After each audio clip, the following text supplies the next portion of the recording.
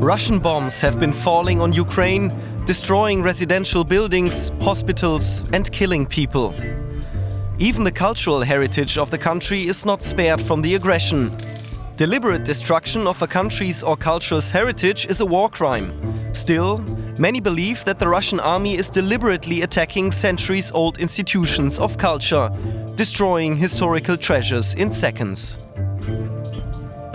Right now, everything's at risk. Everything from physical museum collections to records of library holdings to servers with websites.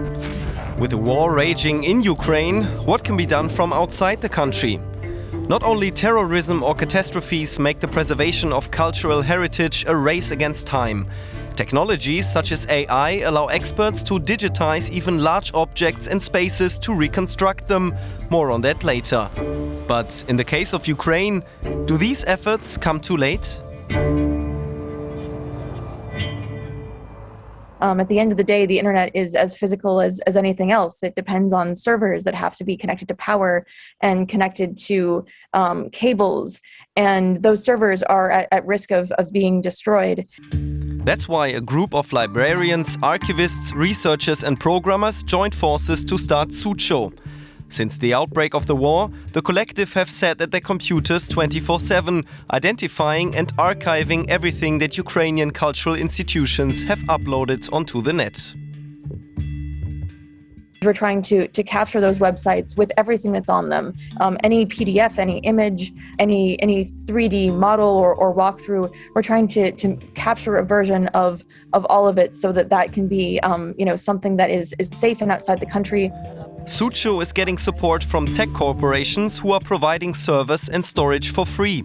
With the help of over 1,000 volunteers, the group was able to secure more than 10 terabytes of data from over 3,000 websites.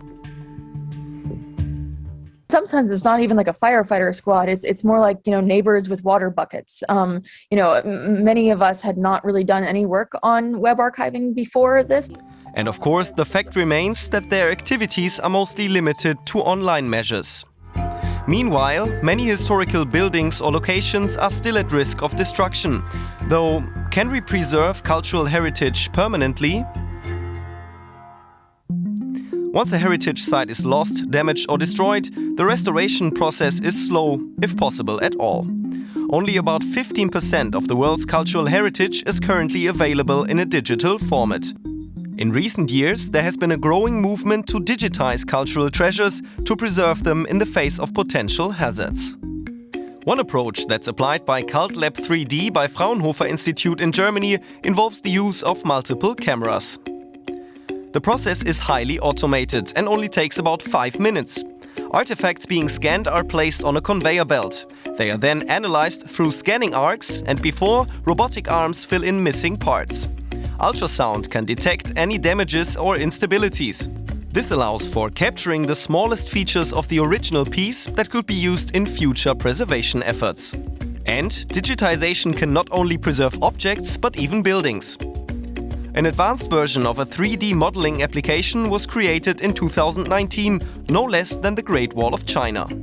The 13,000-mile-long wall was captured by drones. AI technology was used to enable damage detection. The AI even calculated materials needed, costs and more. Even lost heritage can be restored through advanced technology. The Belchamin Temple in Palmyra, Syria was completely destroyed by the Islamic State in August 2015. Back in the 1950s, Swiss archaeologist Paul Colliard had already researched and documented these temples. This enabled archaeologists to digitize said data with the use of virtual reality, eventually to reconstruct the temple completely. Other restoration works have begun to preserve sites such as the Cathedral Notre-Dame de Paris that was partly destroyed by a fire in 2019. So there you go. The technical opportunities to safeguard existing cultural heritage, although not yet widespread, seem to be available. But as the war in Ukraine intensifies, the security of the country's cultural treasures remains uncertain. it's really hard to be in touch with people on the ground who are just juggling, trying to stay alive and also keep these collections as safe as possible. Better support, both structurally and technically, is needed to help digital-based initiatives such as SUCHO and their cultural archive. Our goal is that these things are never used. We don't actually want these to be useful. If they're useful, it's a sign that something terrible has happened in terms of the preservation of cultural heritage. As we begin and continue to digitize cultural heritage in Ukraine and the world, hope remains that this could be a race we may still win.